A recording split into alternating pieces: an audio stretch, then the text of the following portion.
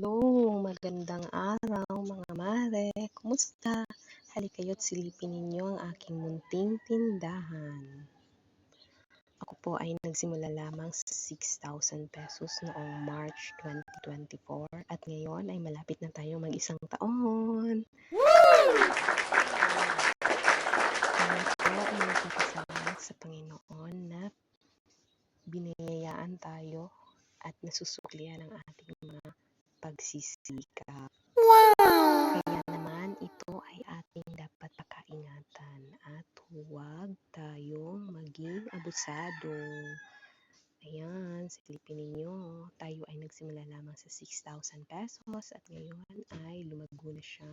Hindi naman malaking malaki pero tumubo na ang ating 6,000 pesos at nadoble na nga ito.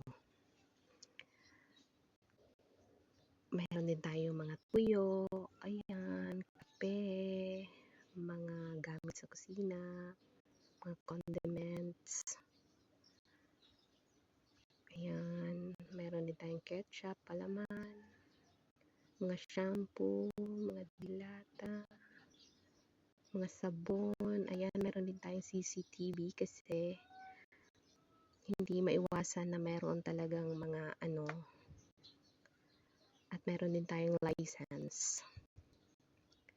Ayan. So, ayan, hanggang dito na lang muna. See you sa next vlog. Thank you for watching.